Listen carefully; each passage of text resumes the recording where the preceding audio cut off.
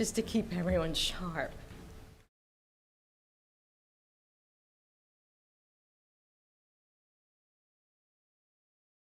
Good evening and welcome.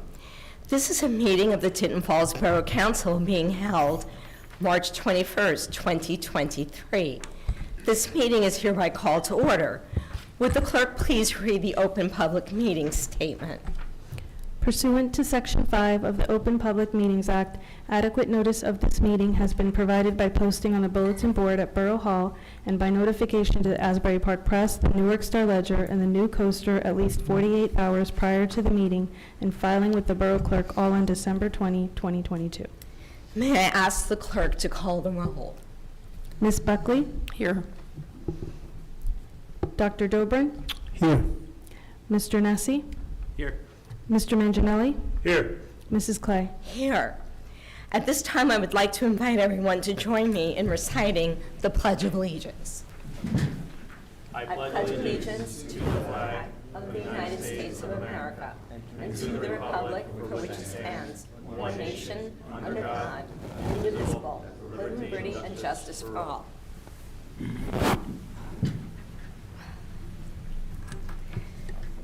There is one set of meeting minutes for approval. May I have a motion to approve the March 7th, 2023 regular meeting minutes? So moved. May I have a second? Second. May I have a roll call? Mrs. Buckley? Yes. Dr. Dobrin? Yes. Mr. Nessie? Yes. Mr. Manginelli? Yes. Mrs. Clay? Yes. Next, we will move on to reports. We will begin tonight with Mr. Fallon, our CFO, with the 2023 budget presentation. Thank you, Council President. Are the lights okay, or do you want to stand? Okay, good. Can everybody see back there, or do we need to dim the lights? Good? Okay. Turn them down a bit. Turn them down a bit? Okay.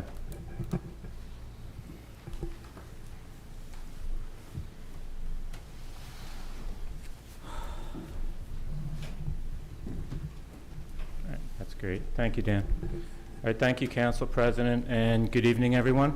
Thank you for joining us tonight, and I am pleased to be presenting the Mayor's 2023 municipal budget.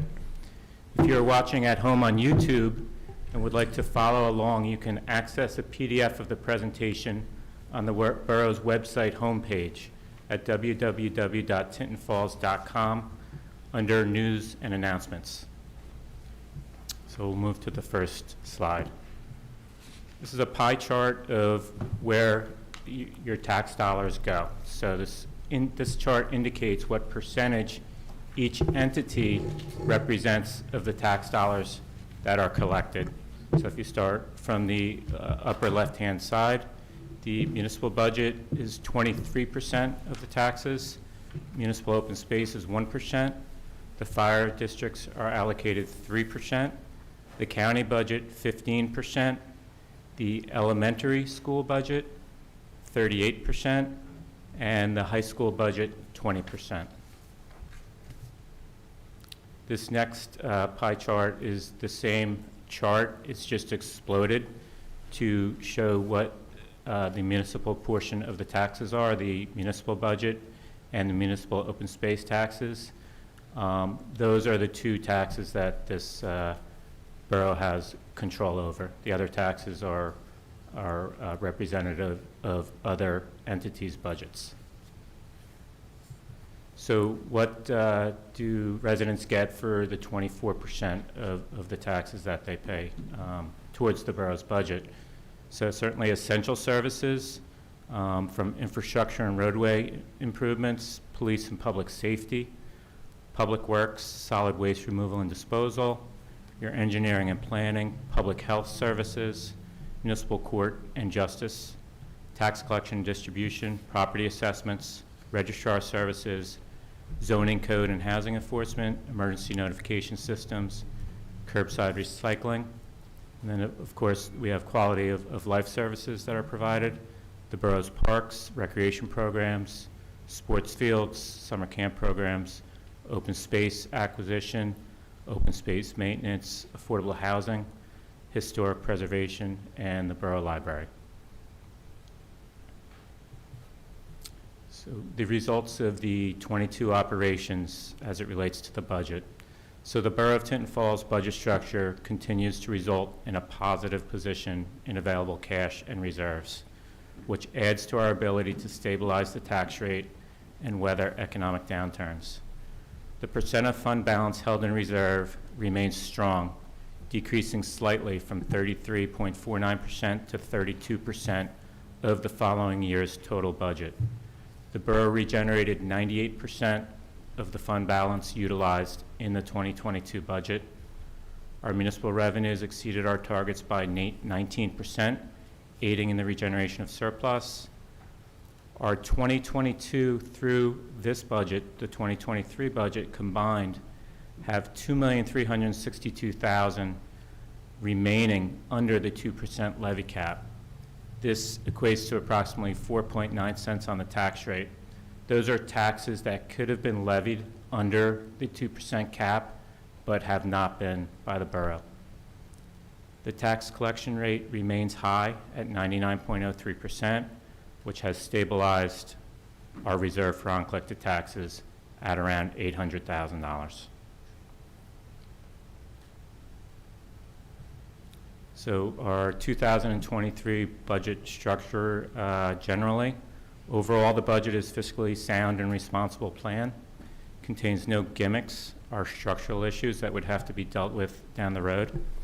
The budget provides necessary funding for all municipal services and for continued and increased capital investment in the borough's infrastructure, parks, and equipment. The budget allows for the regeneration of a majority of the surplus utilized. On the revenue side, we've continued to be conservative in our revenue projections so that we're able to regenerate the surplus that's utilized. Our regular state aid has increased for really the first time in 14 years, not by much, by 0.7%, or about $10,000, but we'll take what we can get from the state.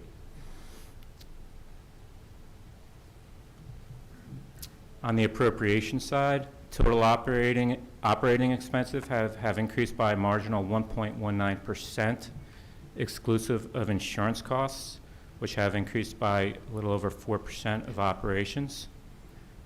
Total budgeted salaries and wages, which is a component of operating expenses, have increased by 2.56%.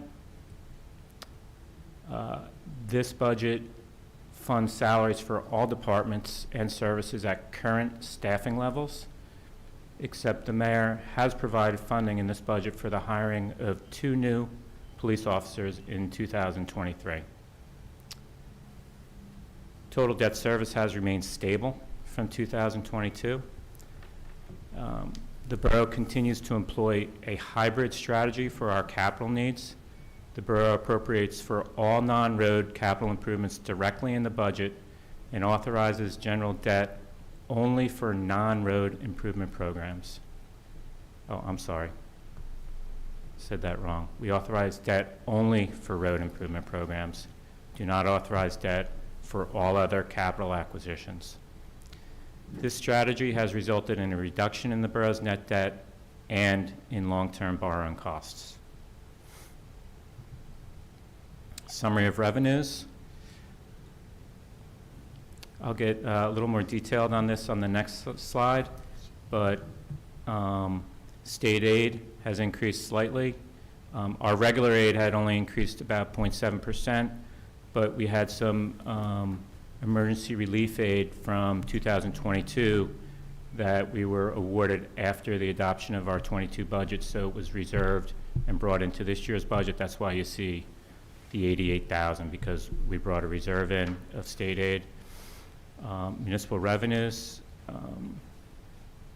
anticipated about 9% higher than the previous year. Delinquent taxes have remained the same. Fund balance, we're utilizing slightly less in fund balance, $4.2 million compared to $4,460,000 last year. And the amount to be raised by taxation is set to increase in this proposed budget by 2.8% from $16,460,000 to $16,923,000. So what does that do to the tax rate? So you see an annual tax comparison on the bottom there. We had an increase of $523 million in assessed values from the $4,280,000,000 to the $4,804,000,000. Of that increase, $55 million of that increase in assessed value was due to new assessments, whether it be new construction or improvements to homes, and $469 million was due to an increase in existing assessments based on market value adjustments. So the municipal tax rate is below that. So based upon this budget and the new assessed value total, the tax rate would decrease by 8.57% from 38.5 cents to 35.2 cents per $100 in assessed valuation.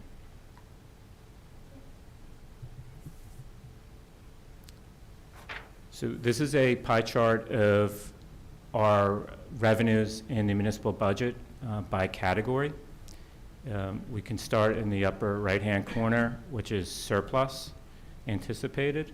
We're utilizing $4.2 million in surplus, or about 45% of what is available, which is 2% less than the 47% of what was available utilized in 2022. It's certainly important to maintain healthy reserves for cash flow, maintaining a strong bond rating, which reduces borrowing costs, and also protection against economic downturns. I will discuss fund balance trends over the next several slides. So next to that, you have local revenues, which equal about 4% of the revenues anticipated. Those are various licenses, fees and permits, uniform construction code fees, court fines and costs, interest and costs on taxes and investments and deposits, and commercial garbage fees. Under that is state aid, which we've kind of discussed. It's remained stagnant really for 13 years prior to this. It's increased slightly this year by about $10,000. Going back to 2009, this aid category was reduced from 1.9 million down to about $1.5 million at the time, and it's really stayed there for 13 years. At the time, that 1.9 was funding over 9% of the budget.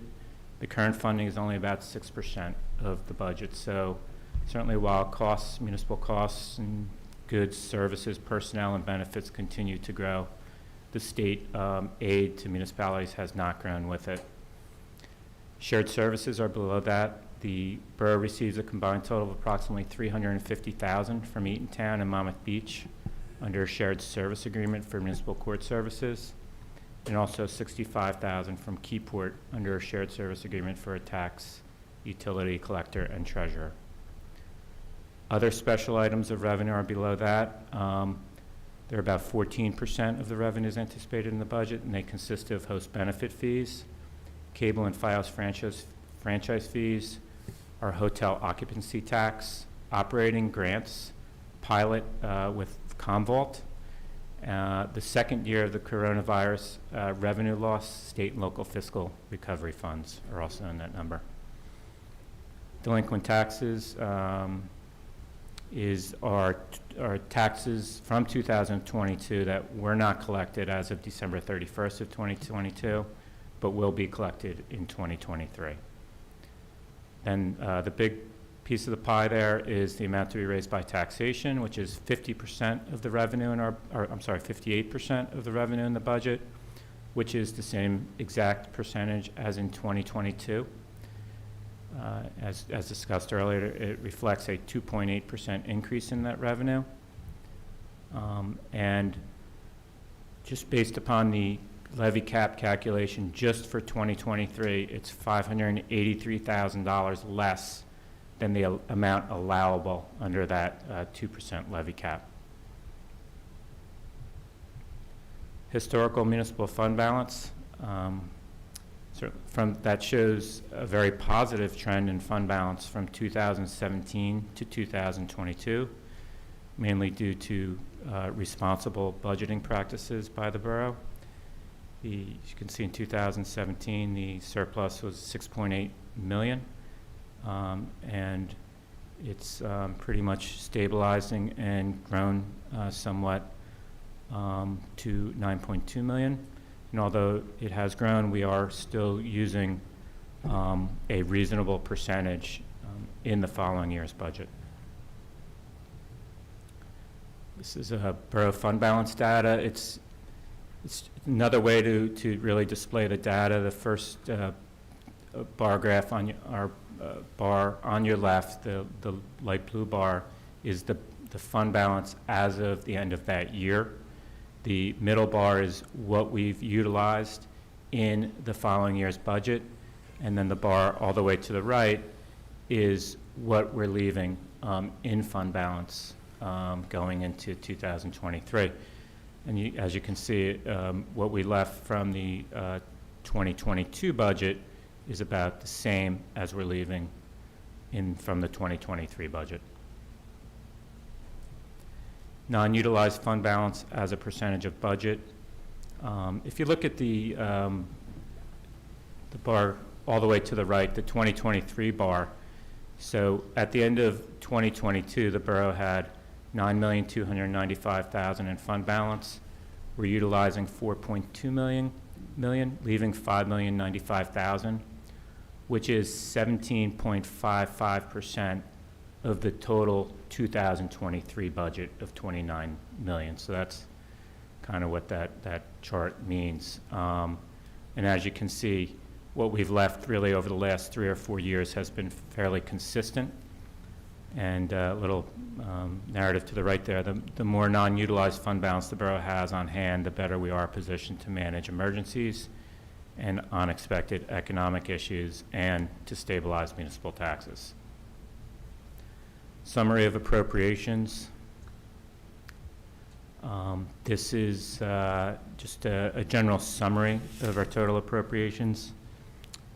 Salary and wages have gone from appropriated $11,722,000 last year to a little over $12 million this year, which is a 2.56% increase. Again, budget, as I mentioned earlier, funds all departments at current staffing levels, except that included in the 2023 number is funding for 2 new police officers for 2023.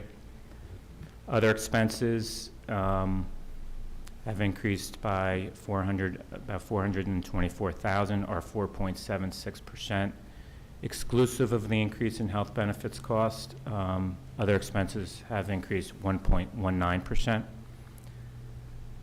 Capital improvements, these are direct capital improvements, are just down slightly from the previous year, about $165,000. Debt service is almost exactly the same at around $2.5 million. Statutory expenditures are up 7%. We'll discuss that a little bit later on the next slide, but that's due to an increase in pension costs both in the police and fire retirement system as well as in the public employees retirement system. And then our reserve for uncollected taxes pretty much stayed the same at around $800,000.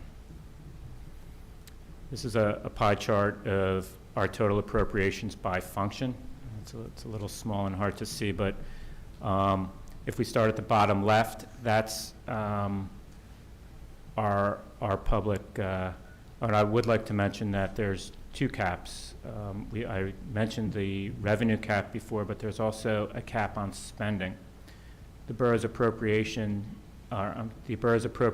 inside the cap this year are $1.2 million under that allowed by the state appropriation cap limits. So we are well under what we otherwise could appropriate. So we'll start at the blue on the bottom left and work counterclockwise.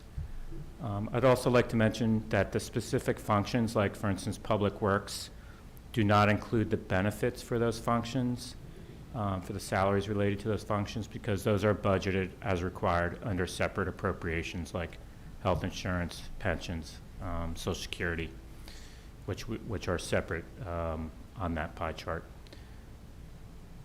So public works functions, certainly that's about a little over $4 million.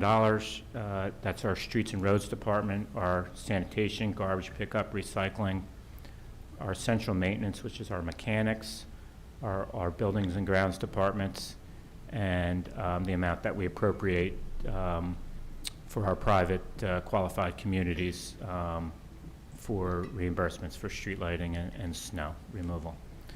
Public safety right next to that is about $6.8 million, or about 23% of the municipal budget.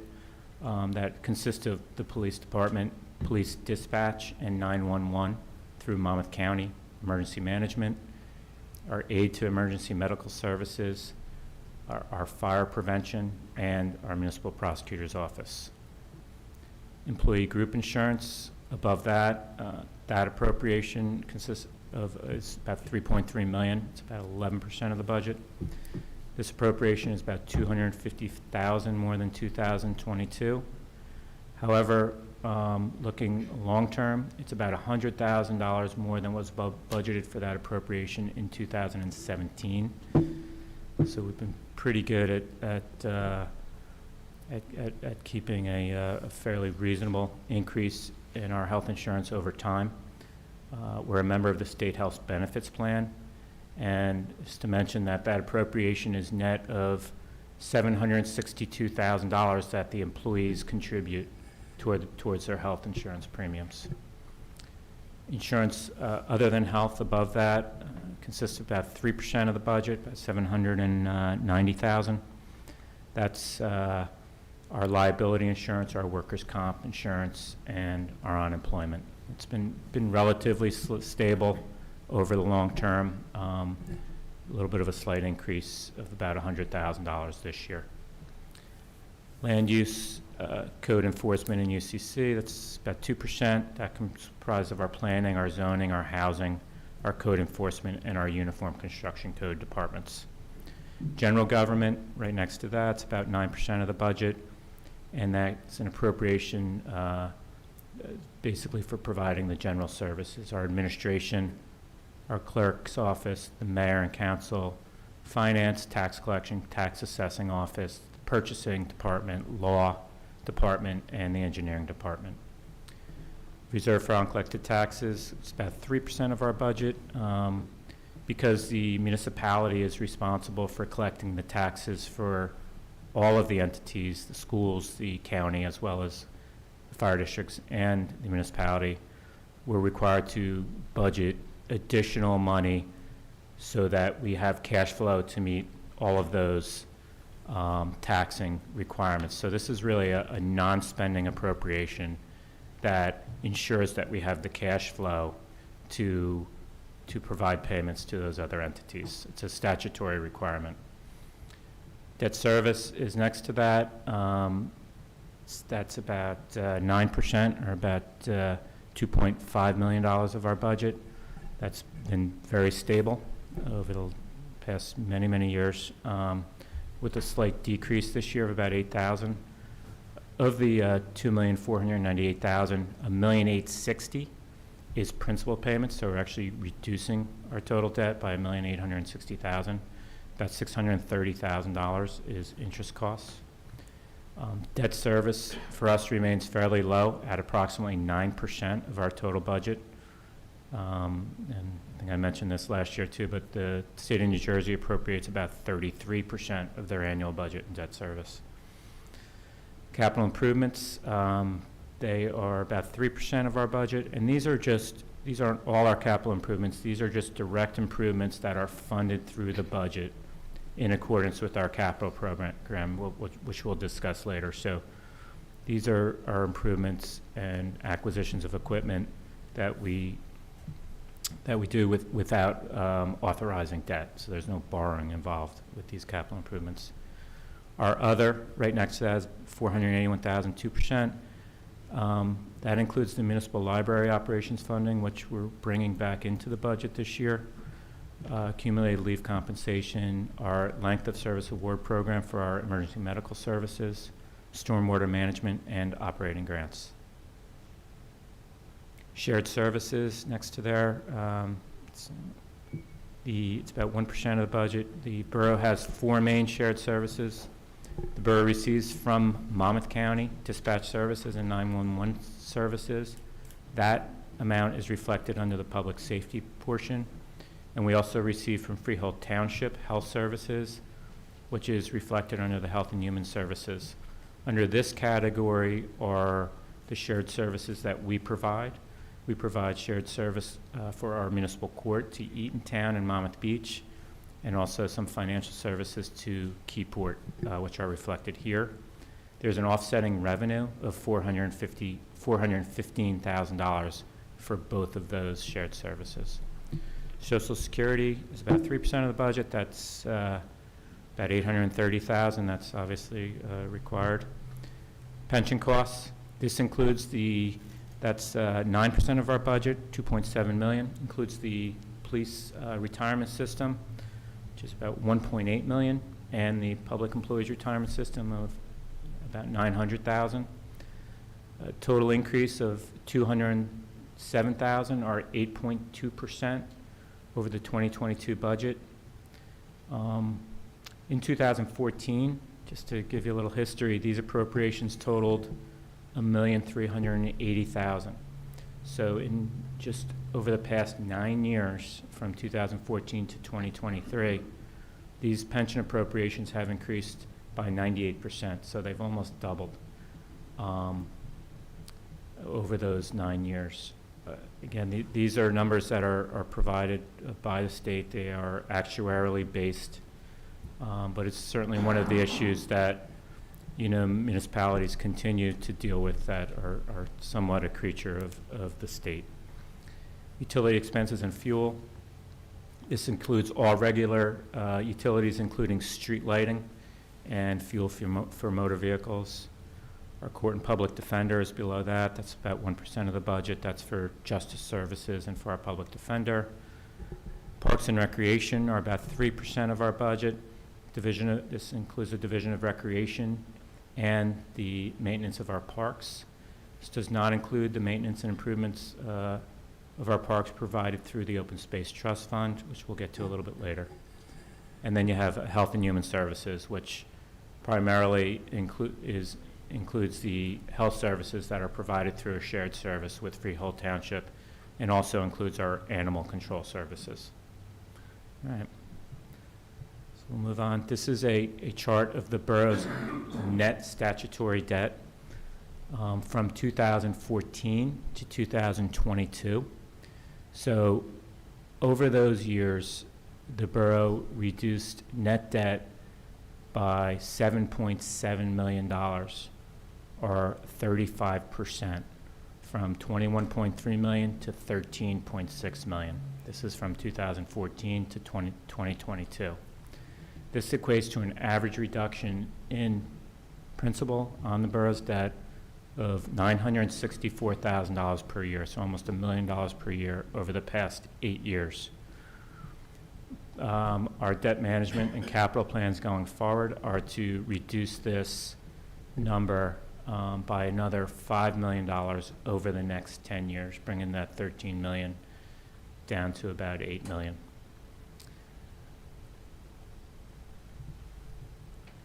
Our credit rating. The borough received an upgrade in our credit rating to a AA1 from Moody's in 2020. And just recently, in November of 2022, they re-looked at our information and affirmed that rating. So we got an affirmation of that rating in 2022. That's just one notch below the highest and best possible rating of AAA. There's a couple quotes there. Moody's Investor Service has upgraded the Borough of Tinton Falls, New Jersey's general obligation unlimited tax rating to AA1 from AA2. Concurrently, we have assigned a AA1 rating to the borough's general obligation refunding bonds series 2020. Then the upgrade to AA1 reflects the borough's increasingly strong finances The rating also incorporates its above-average resident wealth and income, modest debt, favorable location, and above-average pension burden.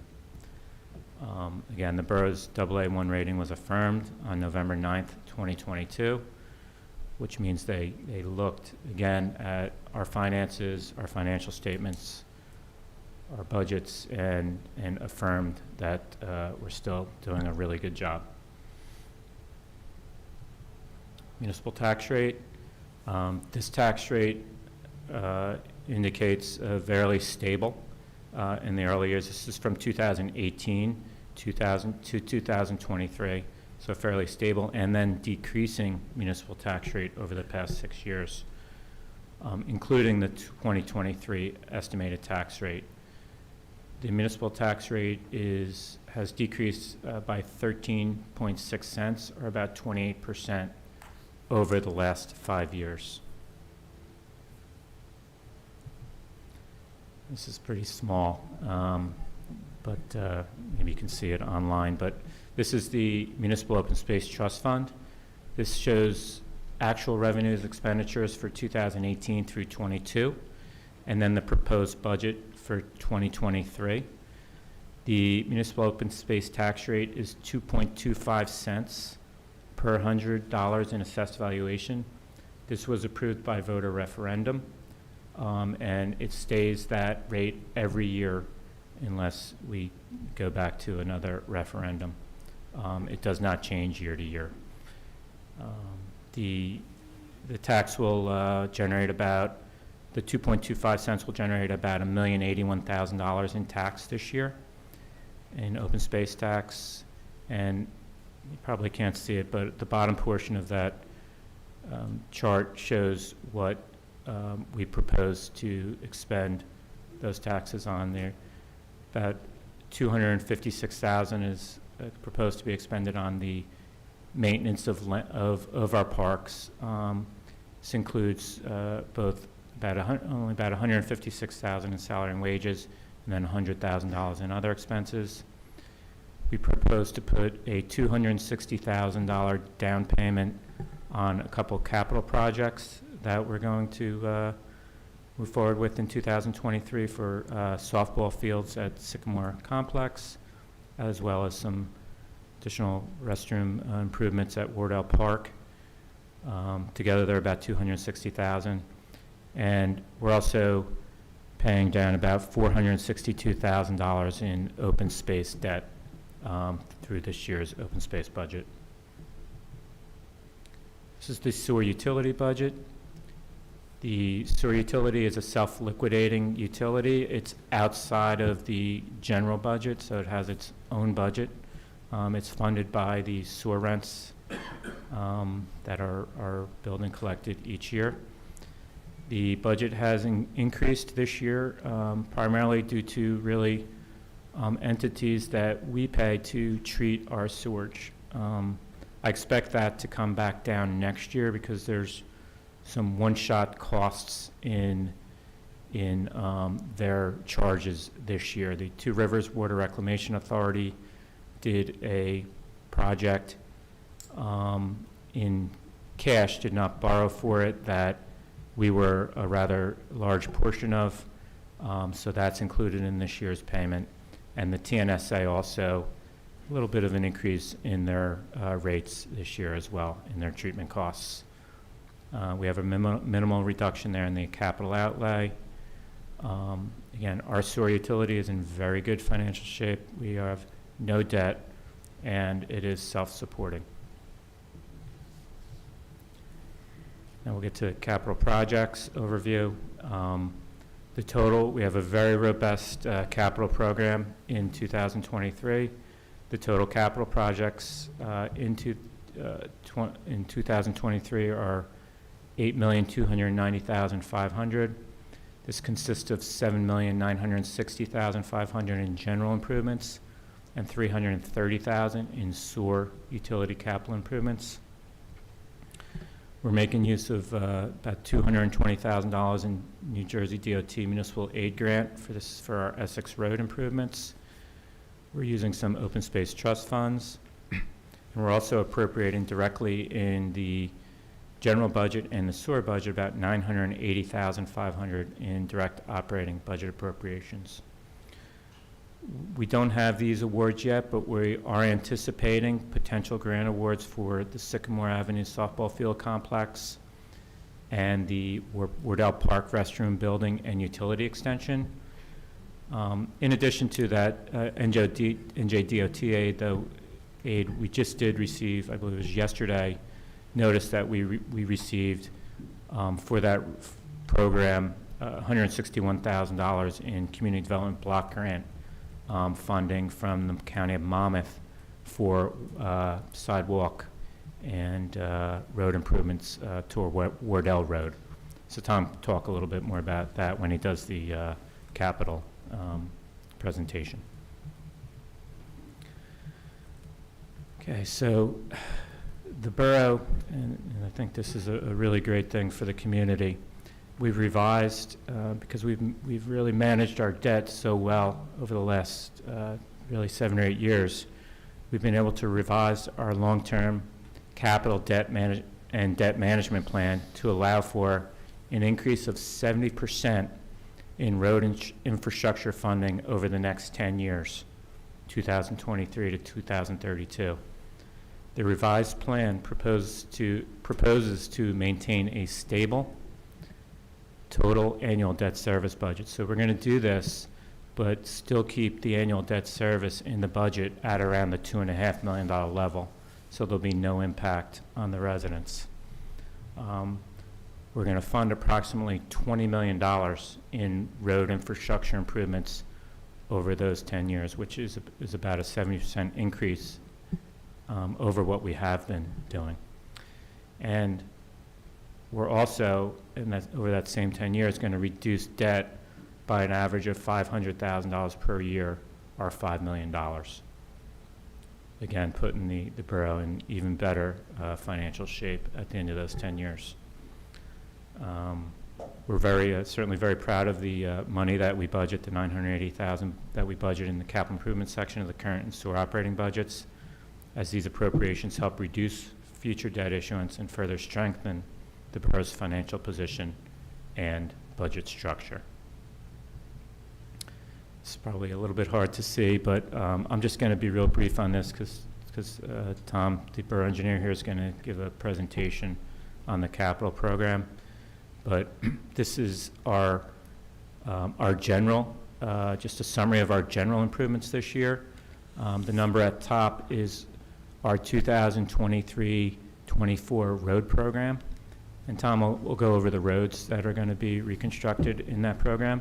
But the total of that program is going to be approximately $4.2 million. To fund it, we're utilizing grants of $219,000. We're using capital improvement fund money, is about $280,000, and we're going to authorize debt of $3.7 million. Under that is our park improvements for 2023. Proposed Sycamore Avenue softball field complex, about $2.2 million, and Wardell Park restroom building and utility extensions, about $840,000. Sycamore Avenue sidewalk improvements, which Tom will touch on, that's by the Atchins School, of $55,000. We're doing various improvements to public buildings and grounds. This includes a boiler at Borough Hall, painting of the DPW roof, the rehabilitation of the salt building, some improvements in Borough Hall, trees on our land on Pearl Harbor, and also siding to the first aid building. Under that, we are budgeting to refurbish a sanitation truck for $200,000. This is the first year we're doing this. We've generally purchased brand new trucks, which are starting to approach about $400,000. The Director of Public Works did a lot of homework on this, and feels that by refurbishing the trucks that he's going to get another 10 plus years out of that truck. So this is kind of like a test year. If this works, we'll do it going forward. But we have about 17 sanitation trucks, so this could save a significant amount of dollars going forward if it proves to work well.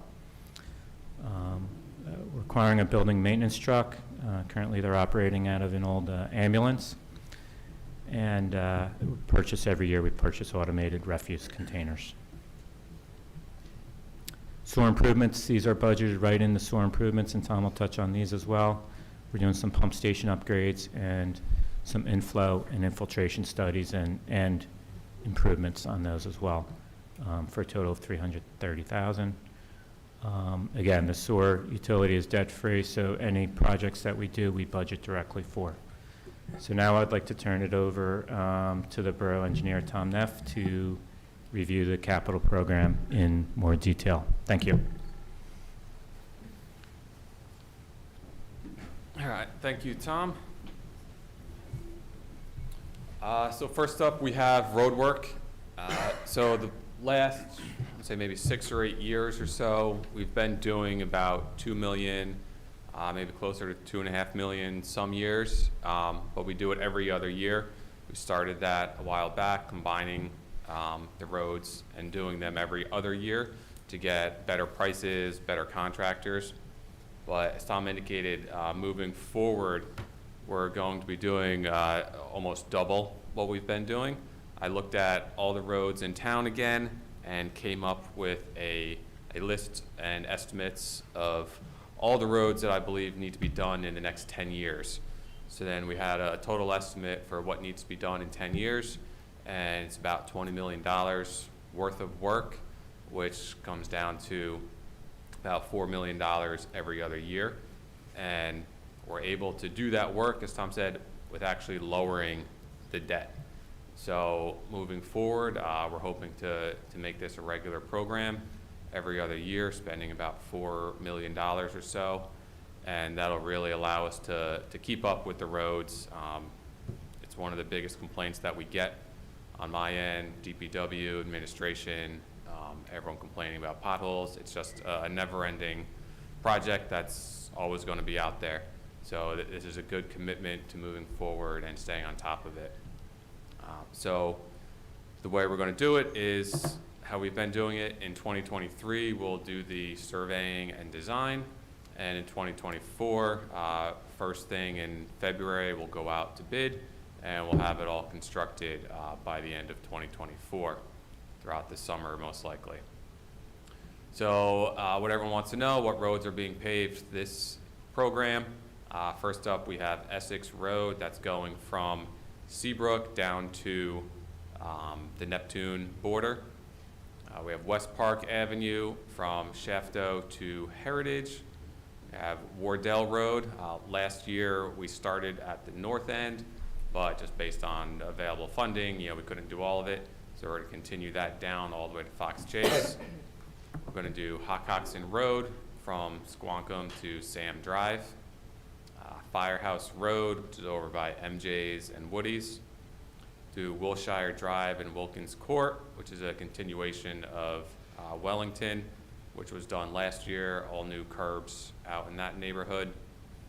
Clover Street and Blossom up in the Fruit Bowl area, as well as the one remaining block of Peach Street, just from Hants to Springdale, that wasn't done when the gas company did the rest of their area recently. We also have Hamilton Road, which is the photo on the right. We're doing the northern portion of that, which is the cul-de-sac from Squonkam up to the end of the cul-de-sac. You can see actually in the distance there, the gazebo. We've actually had people get married there, believe it or not. So we want to try and clean this up. There are some houses on here. Fire department has their access. You can see how bad this road is. It's adjacent to park property, so we want to get that one done. It's been on the list for a while. Then down in the Heritage Boulevard area, we have Colonial Drive, Trent Road, and Andrew Drive. A lot of those roads include under drains as well to fix some of the ponding and drainage issues. And then the remainder are all in the college streets, as we call them. We're starting with Harvard Drive, which is a pretty big one, and then a number of these smaller cul-de-sacs, with the intent being over the next couple programs to get that entire area done with Rutgers and moving on to Columbia and the others in that area. We want to get all the cul-de-sacs done first, so then we can get the trucks out of the way from there, and then they can move on to Rutgers Drive the following year without having to drive the heavy equipment over roads that were just paved. So then we just have some more photos of some of the roads here. There we go. So Essex Road, again, we're going from Seabrook down to the Neptune border. So this is a DOT partially funded project with a grant of about $220,000. So this will be a pretty big undertaking. It's a long stretch of road. There's a lot of old timber guide rail that's falling apart, so we're going to replace that guide rail. We're going to fix the drainage and flooding issue down around the curve. And then something that I'm proud of is connecting the sidewalk to the outlet mall. I forget when we started it, but it was a long time ago on Pine Street. We got a DOT grant. We did sidewalk along there, and then all the different developments along Essex Road. They're always complaining why we had to make them do sidewalks on their property that didn't go anywhere. After this is done, we'll now have full sidewalk from all the apartment complexes and senior buildings at the north end of Pine Street, all the way down along Seabrook and the new Veterans Community, all the way down to the outlet mall. And we're going to put one of those flashing beacons down at the crosswalk there, so all those residents can walk to the outlet mall, and then eventually, you know, if we can get Neptune on board, maybe they can get to everything else down at the end there. And then we also have Wardell Road is another big one. Again, we're going to continue from where we finished last year all the way down to Fox Chase. It was great news yesterday. We just found out about the CDBG grant. Originally, we were told that we weren't going to get awarded, but then they found some additional money. So we're getting $161,000 for that. So that will fix these drainage issues that we see. You know, DPW has been doing a great job trying to patch everything, but we really need to put in inlets, pipe, new curb, and then we're going to do sidewalk from Maywood Run down to the park and go into the park, again with the new flashing beacons out there. Harvard Drive, this is just one of the college streets. You can see there's a lot of patches out here. I don't think the roads have ever been done since they were originally built many decades ago. We'll also try to clean up the curb here. You can see it just kind of dead ends and stops in this one area. So we'll extend that so it's continuous. And on the right, we have Hockoxen Road. Again, we're going to go from Squonkam to Sam Drive. We'll go along the park. You can see here it's another area where the curb is very mismatched.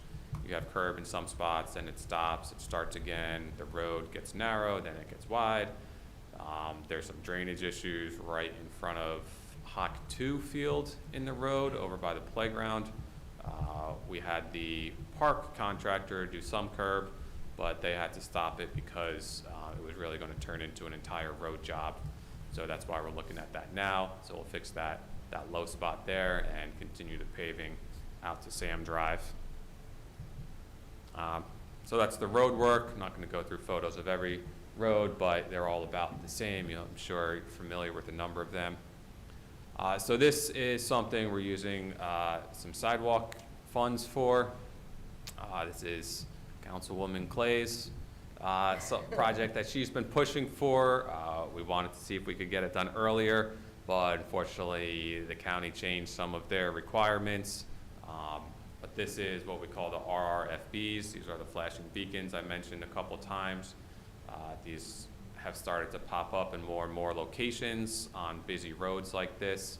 On Sycamore, there's a couple down in Shrewsbury. On Sycamore, there's one in Red Bank. So these really bring the attention to the vehicles driving down the road instead of just having a crosswalk. The pedestrians, and in this case, you know, crossing guard, police, school children can push these buttons and you'll see these flashing beacons. And again, it just really draws the attention, makes it a lot safer. Unfortunately, the county is not letting us do the solar anymore. They were having maintenance issues with these. The reason I mentioned the county is because it is a county road, but they won't install these, but they will maintain them moving forward.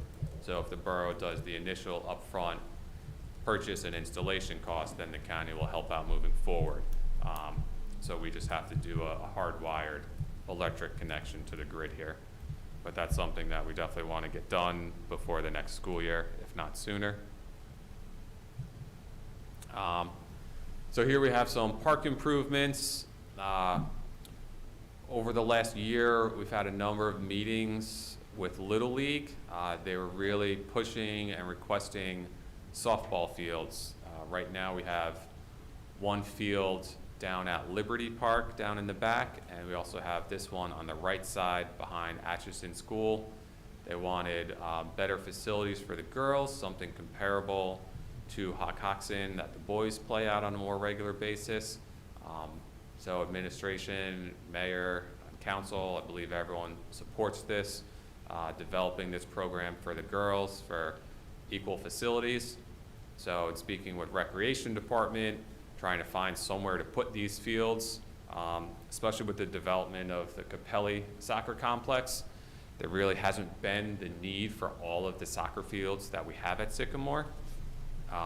So recreation felt that we could afford to lose 2 of the soccer fields and still maintain enough facilities for those teams, and instead put in some softball fields. So what we're gonna do is field number 4 is to the left or south, I believe, of the existing synthetic turf field. So we're going to replace the grass field that's there now with a full turf field. So you're going to have 2 turf fields next to each other, one for soccer, and then the one on the left, field 4, is going to have a 200-foot regulation size softball field, and it still leaves enough room for a smaller practice or younger children to have a turf soccer field as well. So again, that's gonna be fully synthetic turf, so that'll have all the under drains, the stone, so that'll drain real quick. They'll be able to use that right after it rains. And then in the back on field number 6, we're gonna do that one as a natural grass and clay field. So you'll have 2 brand new fields, and we'll still be keeping the 3rd field behind Atchison, so 3 fields in the one area. We have the 2 different restroom buildings nearby, the new pavilions, the existing pavilions. This project will include all new stuff, the backstops. We'll do nice bleachers, new walkways, so it'll be a really nice facilities for the girls, as well as any other leagues that want to play, fire and police, any adult leagues, things like that. Down at Wardell Park, as everyone knows, we built this nice facility a couple years ago. There's been porta-johns out there in the interim.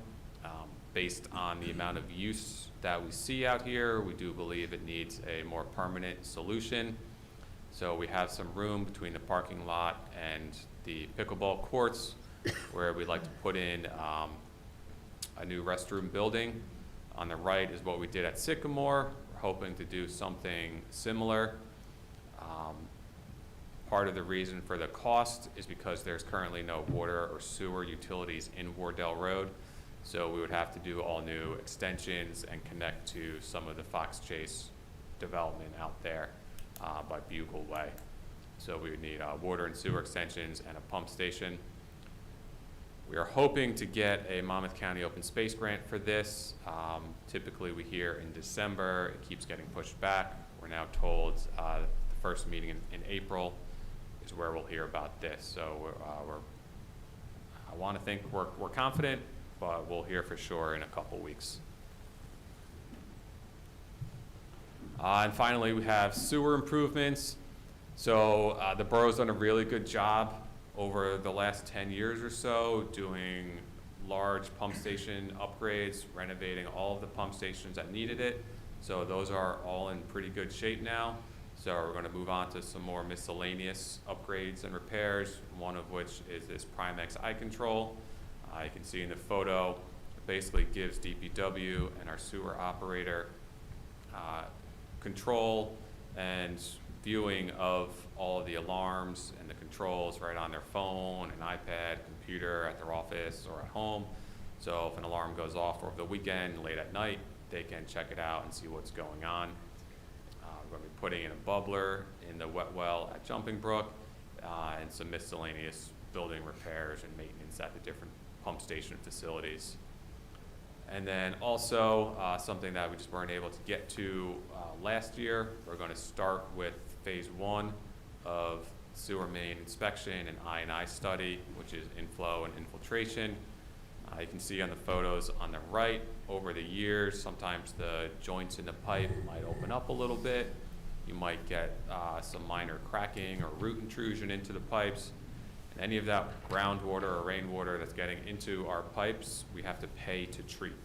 Typically, we should only be paying to treat what's coming down our toilets, down your shower, your sinks, things that are actually need to be treated. If there's too much inflow and infiltration, you're paying to treat clean groundwater or clean rainwater. So we want to start inspecting the pipes, make sure they're in good shape so we're not paying for that. And if there are any areas that need repairs, start making plans to do those repairs, which we hope would just be lining, without having to open up the roads to do that. So those are the capital projects, and I will turn it back over to Tom.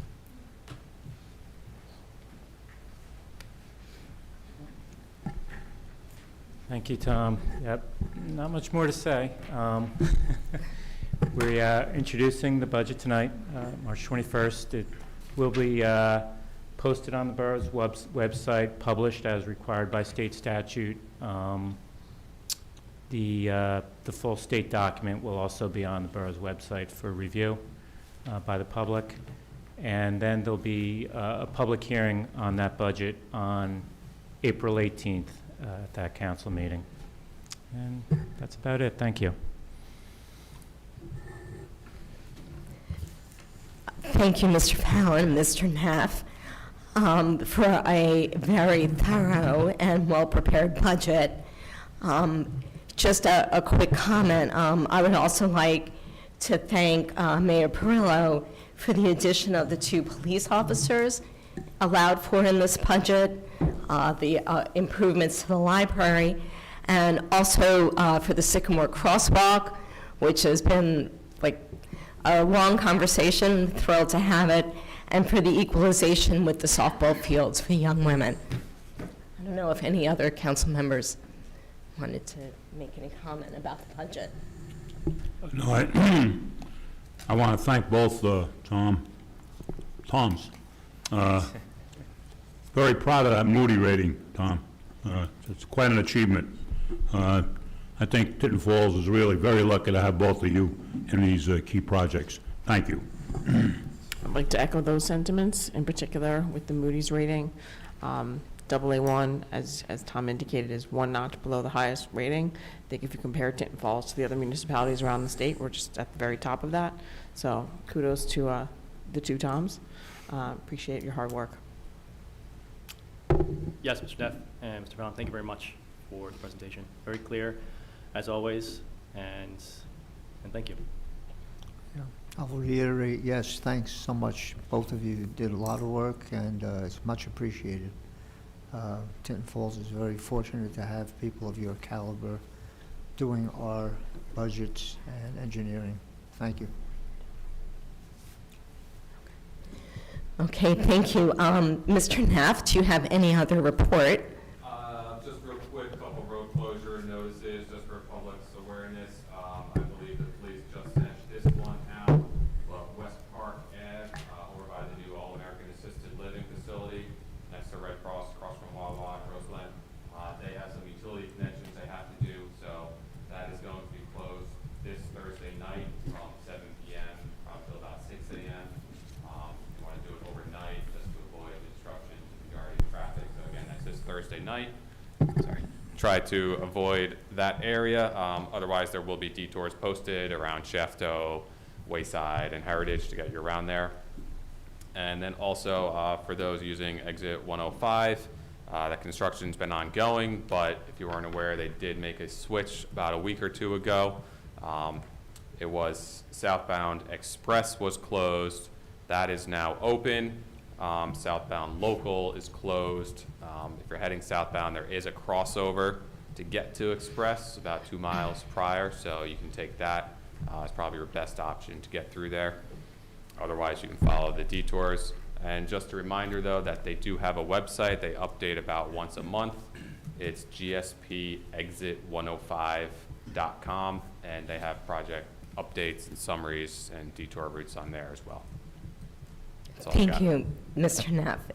Mr. Tarafanko, our business administrator. Thank you. Good evening, everyone. I just wanted to echo the sentiments of council and give accolades to both Tom Fallon and Mr. Neff for an excellent budget presentation. But not only that, express my gratitude to the department heads who are also trying to run each department fiscally conscious as well. Thank you. Mayor Perillo. I'd just like to second the comments made by the council people, and I just want to say that Mr. Neff and Mr. Fallon, you make me very proud. When I leave this office, I'm very proud of what you guys do and what you've done, and again, I appreciate what you do. I thank you all. Right, thank you. Thank you, Mayor. Mr. Starkey, our Director of Law. I have no report this evening, thank you. Okay, Ms. Hutchinson, our clerk. I have no report this evening, thank you. Thank you. Moving to council reports, starting with Ms. Buckley.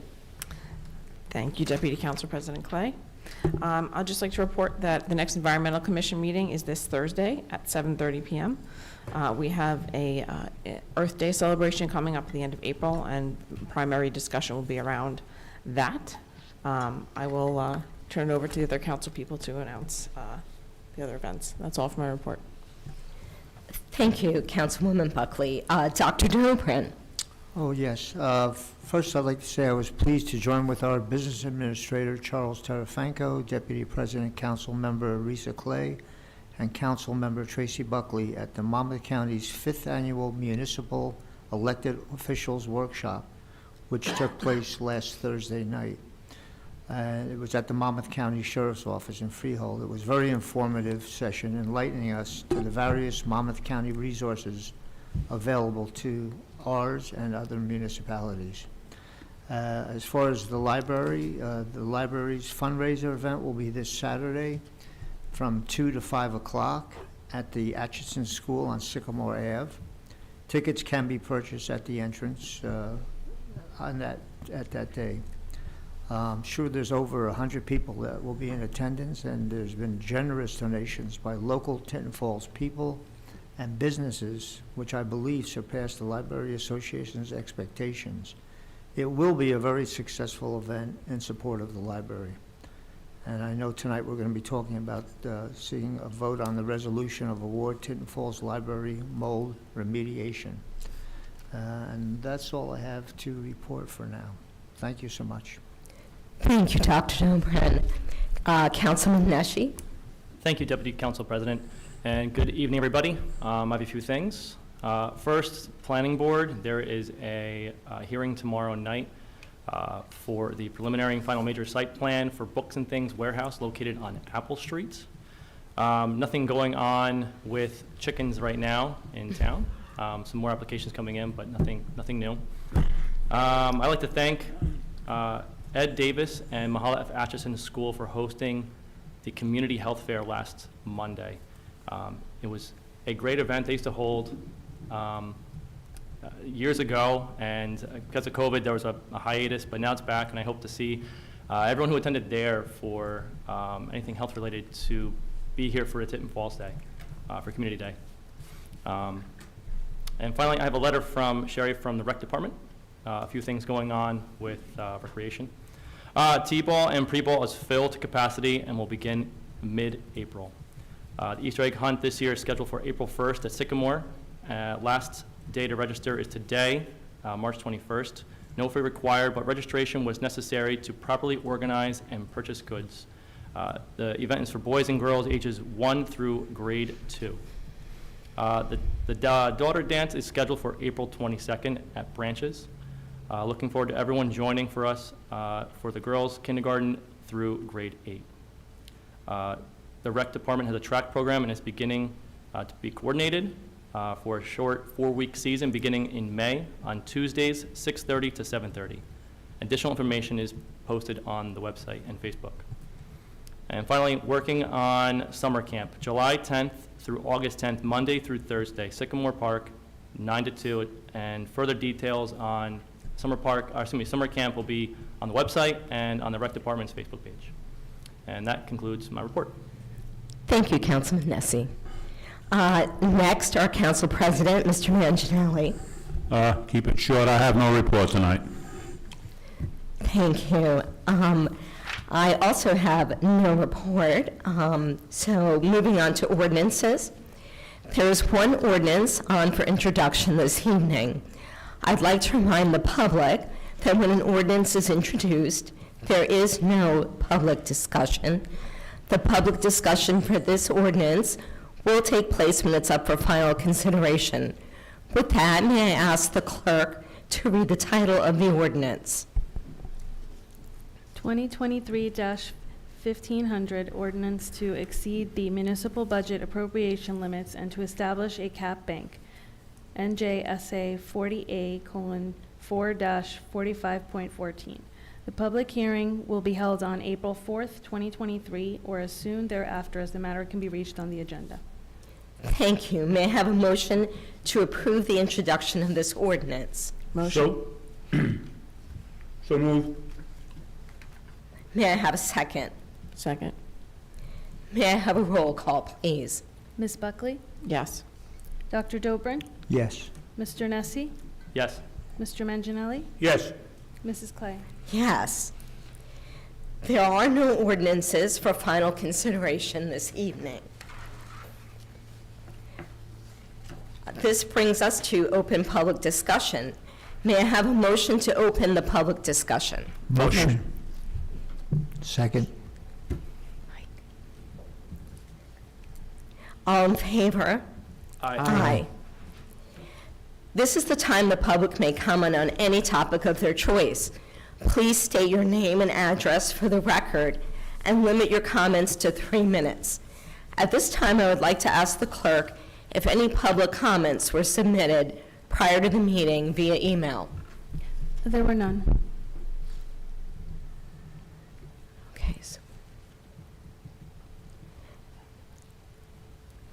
Okay, so if there is anybody in the public that would like to come up?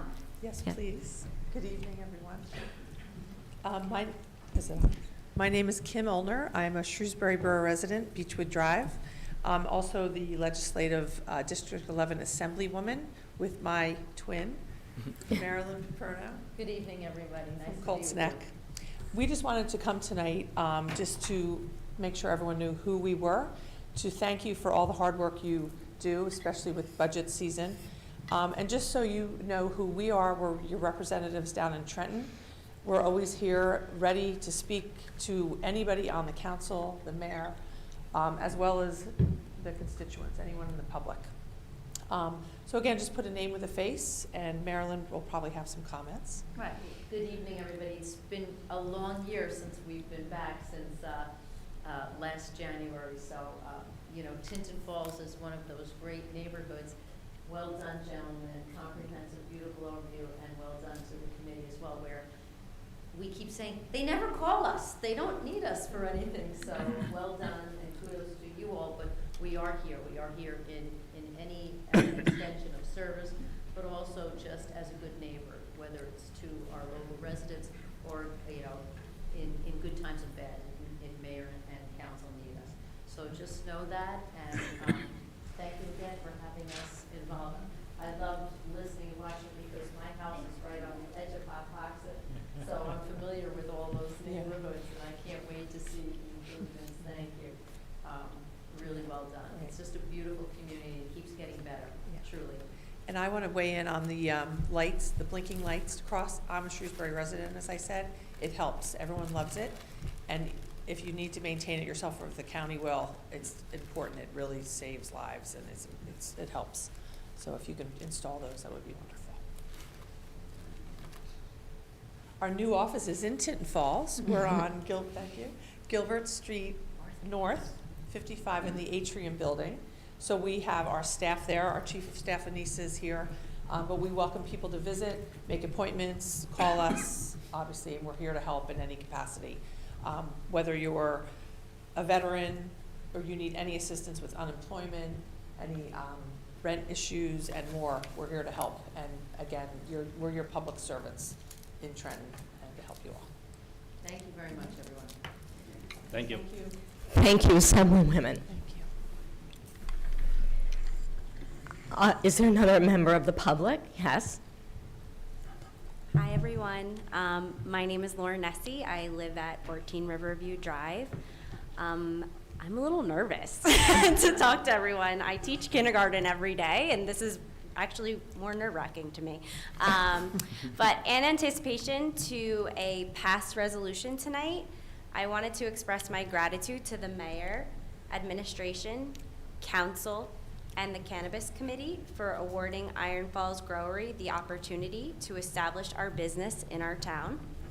My family and I are thrilled to embark on this journey to not only become a successful business in Tinton Falls, but also to give back to the community and to those in need.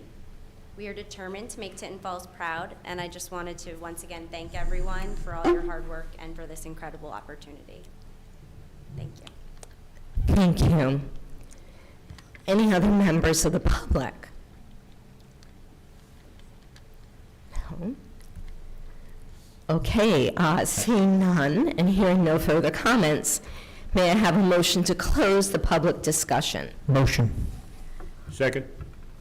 Thank you. All in favor? Aye. Does any member of the council have anything to add? Okay. We have two resolutions to vote on separately this evening. May I have the clerk read the title of the first resolution? R-23-56, Introduction of the 2023 Municipal Budget. Thank you. May I have a motion to approve the resolution? Motion. Thank you. May I have a second? Second. Thank you. May I have a roll call, please? Ms. Buckley? Yes. Dr. Dobrin? Yes. Mr. Nessie? Yes. Mr. Manginelli? Yes. Mrs. Clay? Yes. May I have the clerk read the title of the next resolution? R-23-57, Resolution of Support for Iron Falls Growery LLC. May I have a motion to approve the resolution? So ordered. Second. May I have a roll call, please? Ms. Buckley? Yes. Dr. Dobrin? Yes. Mr. Nessie? I abstain. Mr. Manginelli? Yes. Mrs. Clay? Yes.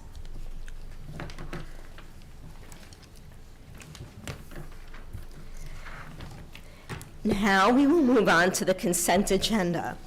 Before we do, are there any items any member of council would like removed to be voted on separately? Hearing none, may I have a motion to approve the consent agenda? Motion.